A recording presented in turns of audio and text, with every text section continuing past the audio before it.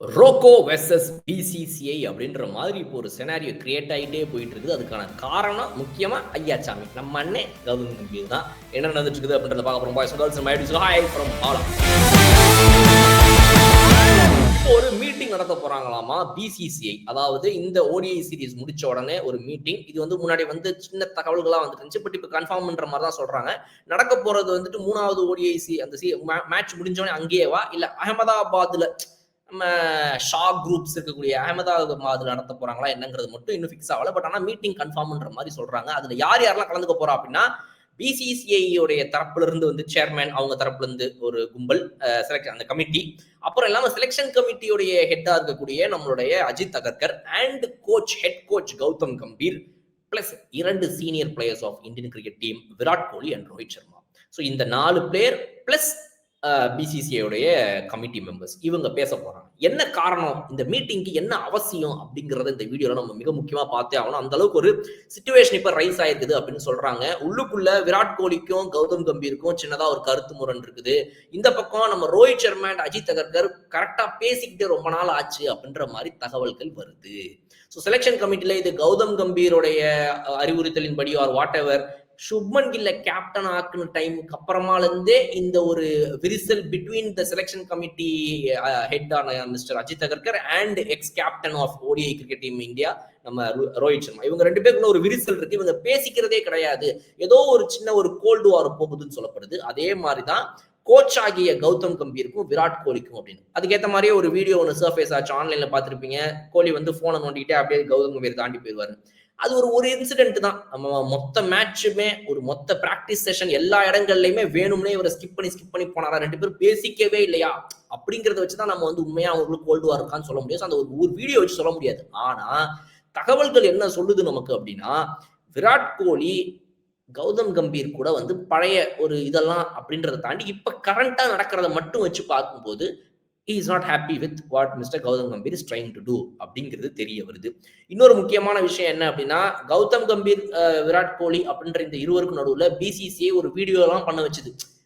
வெளியே இருக்கிறது அந்த ஐபிஎல் சண்டை அதெல்லாம் விடுங்க, நம்ம 2 பேரும் அப்படின்னு வீடியோ எல்லாம் பண்ண வச்சாங்க.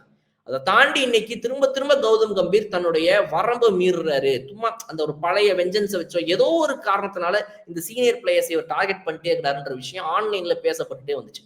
இப்போ கௌதம் கம்பீர் மேல சோசியல் மீடியால இருக்கக்கூடிய ஒரு மிகப்பெரிய ஒரு அதிருப்தி வந்து பிசிசிஐக்கு ஒரு வருத்தத்தை கிரியேட் பண்ணியிருக்குது அப்படின்னு சொல்றாங்க. ஸோ ஏற்கனவே இவங்களுக்குள்ள வந்து ஒரு ரிஃப்ட் போகுது, இந்த 2 பேருக்கு அந்த 2 பேருக்குன்ற ஒரு பிரச்சனை. அதை தாண்டி கௌதம் கம்பீர் மேல வந்துட்டு மக்கள் ஒரு பெரிய அதிருப்தியில் ஆன்லைன்ல எல்லாம் தெரிவிக்கிறாங்கன்றத வந்து பிசிசிஐ கவனிக்குது. அதுல அவங்க வருத்தம் தெரிவிக்கிறாங்க. இதை அட்ரஸ் பண்ணியே ஆகும்னு அவங்க நினைக்கிறாங்க அப்படின்றதும் நமக்கு வந்திருக்கிற இன்னொரு தகவல். இந்த 2 விஷயங்களை தாண்டி இப்ப இந்த மீட்டிங் நடத்துறதுக்கு மிக முக்கியமான காரணம் என்ன, இவங்களுக்குள்ள இருக்கக்கூடிய இந்த ரிஃப்டை சரி பண்ணணும், ஒரு பேலன்ஸை கிரியேட் பண்ணணும் அப்படின்னு சொல்றாங்க. இன்னொன்னு, ஒரு ஹெட் கோச்சாக அவங்களும் ஒரு செலக்ஷன் கமிட்டியோடைய தலைவராக அஜித் அகர்கரும் 2 பேரும் என்ன நினைக்கிறாங்க, அவங்க 2 பேருக்கு இந்த 2 பிளேயர்ஸ் கிட்ட இருந்து என்ன தேவைப்படுது அப்படிங்கிறதையும் கிரியேட் பண்றதுக்கான ஒரு அந்த கேப்பை வந்து பிரிட்ஜ் பண்றதுக்காக தான் இன்னைக்கு பிசிசிஐ உள்ள வந்து 2 பேரும் நடுவில் உட்கார போகுது அப்படின்னு சொல்லப்படுது.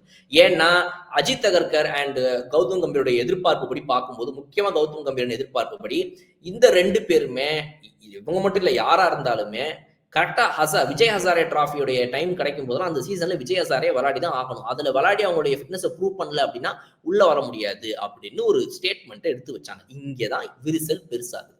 ரோஹித் சர்மா நான் அவைலபிள் தான்ப்பா, மும்பையோடைய மேட்சா தூக்கி போடுங்க நான் வரேன் அப்படின்னு சொல்லிட்டாரு.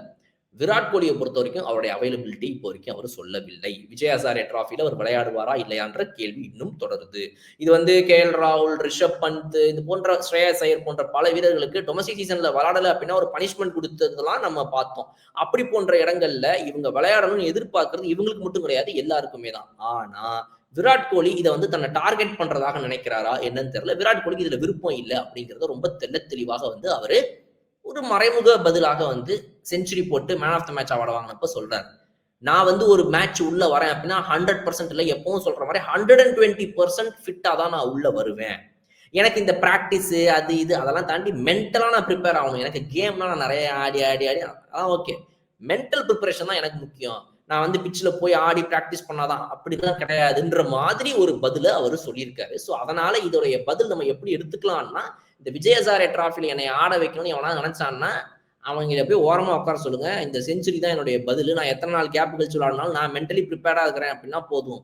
நான் ஃபிட்டா தான் இருக்கிறேன். பிசிக்கலி எனக்கு எந்த ஒரு இதுவும் கிடையாது. நான் வந்து என்னுடைய லைஃப் ஸ்டைலாவே இதை ஆக்கிட்டேன். Physical fitness is my life style now. அது வந்து நான் கிரிக்கெட்டுக்காக பண்ற விஷயம் கிடையாது. ஸோ நான் ஃபிட்டா தான் இருக்கிறேன் அப்படின்ற மாதிரி இந்த பதில்களை சொல்றாரு. இந்த பதில்கள் கௌதம் கம்பீருக்கு போதுமானதாக இருக்குமா? இதை வச்சுக்கிட்டு சரி ஓகேங்க அவர் வாட வேணாம் அப்படின்னு இவங்க சொல்லுவாங்களா? அது இந்த மீட்டிங்கில் மிக முக்கியமான முடிவாக எடுக்கப்படும் அப்படின்னு சொல்லப்படுது. ஸோ இந்த மீட்டிங் எல்லாம் இதுக்கு முன்னாடி நினைச்சிருந்தா கூட இவங்க அரேஞ்ச் பண்ணியிருந்திருக்கலாம். ஏன் இப்போ அரேஞ்ச் பண்றாங்கன்னா பயம். பிசிசிஐக்கு பயம். T20 வேர்ல்டு கப் ஜெயிச்ச உடனே 2 பேரும் சேர்ந்து ரிட்டையர்மெண்ட் அனௌன்ஸ் பண்ணாங்க. சாம்பியன்ஸ் டிராஃபி முடிச்ச உடனே ஓடிஐலேருந்தே அனௌன்ஸ் பண்ணிடுவாங்களான்னு பயந்தோம். இல்லை. ஆனா இந்த டெஸ்ட் சீரீஸ்க்கு அப்புறம் இங்கிலாந்துக்கு அப்புறம் அவங்க அங்கேயும் வந்துட்டு ரிட்டையர்மெண்ட் அனௌன்ஸ் பண்ணிட்டாங்க. ஆஸ்திரேலியாவில் இதுதான் நாங்கள் லாஸ்டா ஆஸ்திரேலியாவுக்கு வரது போல ஆஸ்திரேலியா தேங்க்யூ சொல்லிட்டு வந்துட்டாங்க. இவங்க எப்போ வேணாலும் ஓடிஐ ஃபார்மெட்ல இருந்து ரிட்டையர்மெண்ட் அனௌன்ஸ் பண்ணிடலாம். அப்படி பண்ணிட்டாங்கன்னா இப்ப தோத்து போயிட்டு இருக்கோம் பாரு டெஸ்ட் மேட்ச்ல. இதே மாதிரி ஓடிஐலயும் நம்ம செருப்படி சாணியடி வாங்க ஆரம்பிச்சிருவோன்ற பயம் இன்னைக்கு பிசிசிஐக்கு வந்திருக்கு. அந்த பயம் தான் இன்னைக்கு இந்த மீட்டிங்கை அரேஞ்ச் பண்ணுவதற்கு காரணமாகவே அமைஞ்சிருக்குங்கிறது தான் உண்மை. அப்போ இந்த பயம் எந்த அளவுக்கு இவங்களை கொண்டு போயிருக்குன்றத பாருங்க. இந்த 2 சீனியர் பிளேயர்ஸ் இதை யாரு புரிஞ்சுக்கணும்னா மறுபடியும் நம்ம ஐயாச்சாமி கௌதம் கம்பீர் இதை புரிஞ்சுக்கணும். இந்த 2 சீனியர் பிளேயர்ஸை நம்ம ஏற்கனவே போன வீடியோல பேசியிருந்தோம். ஒரு பேட்டிங் கோச் சொல்றாப்ல போட்டுங்க டைம் இருக்குதுங்க பார்ப்போம் இப்ப சொல்ல முடியாது அப்படின்னு. இந்த 2 சீனியர் பிளேயர் சூப்பர் ஃபார்ம்ல இருக்கிறாங்க. இதே மாதிரி இருந்தா அவங்க தாங்க எங்களுடைய டீம்ல இருக்க போறாங்க, அவங்க இருக்கணுங்க அப்படின்ற ஒரு ஆசையை தெரிவிக்கிற இடத்துல இன்னைக்கு கௌதம் கம்பீர் இல்ல. எப்ப கேட்டாலும் இந்த விராட் கோலி பத்தி ரோஹித் சர்மா பத்தி 2027 world cup is very far, அதுக்கு இன்னும் நாள் இருக்கு அப்படின்னே சொல்லிட்டு இருக்காங்களே தவிர இவங்க 2 பேரும் எங்க டீம்ல இருப்பாங்க, இருக்கணும்னு நான் ஆசைப்படுறேன் அப்படின்ற விஷயத்த கௌதம் கம்பீர் சொல்ல மாட்டேங்கிறார். சோ இவங்களுக்குள்ள கூடிய இந்த மிஸ்கம்யூனிகேஷன், விருப்பம் என்னன்னு தெரியல. ஆனா இதை சார்ட் பண்ணணும், இந்த 2 வீரர்களும் எங்களுக்கு விளையாடணும்னு பிசிசிஐ ஆசைப்படுதுங்கிறது தான் நம்மளால இப்போது கிடைச்சிருக்கிற தகவல்கள் வச்சு புரிஞ்சுக்க முடியுது. சோ ஒரு பக்கம் இந்த பிரச்சனைகள்லாம் நடக்குது, இன்னொரு பக்கம் விராட் கோலி அவர்கள் எனக்கு எதுவுமே தேவை கிடையாது, நான் 120% ஃபிட்டா தான் மேட்சுக்குள்ளேயே வரேன், எனக்கு இந்த பிராக்டிஸ்லாம் எதுவும் தேவையே கிடையாது அப்படின்ற மாதிரி அவர் சொல்றாரு. கௌதம் கம்பீர் இதை வந்துட்டு எப்படி எடுத்துக்க போறாரு? இவர் வந்துட்டு இன்னுமே இல்ல எனக்கு வந்து அவர் ஆடினாதான் சொல்ல போறாரா? பிசிசிஐ தான் ஃபைனல் அத்தாரிட்டி டெசிஷன் மேக்கிங்கை பொறுத்த வரைக்கும். அவங்க அதுல என்ன முடிவு எடுக்க போறாங்க, யார் பக்கம் நிக்க போறாங்க என்ன அப்படின்றது எல்லாத்தையும் நம்ம வந்துட்டு வெயிட் பண்ணி தான் பார்க்கணும். நீங்க என்ன நினைக்கிறீங்க அப்படின்ற உங்களுடைய கருத்துக்களை கமெண்ட் செக்ஷன்ல சொல்லுங்க. இன்னொரு சூப்பரான வீடியோ நான் உங்களுக்கு பார்க்குறேன். அதுவரை விடைபெறுத்துங்கள். Okay bye. வட்டி boss Bigg Boss Tamil season 9 review show நான் வர தினமும் ராத்திரி 11:30 மணிக்கு. சப்ஸ்கிரைப் டு கலர் கண்ணாடி மீடியா.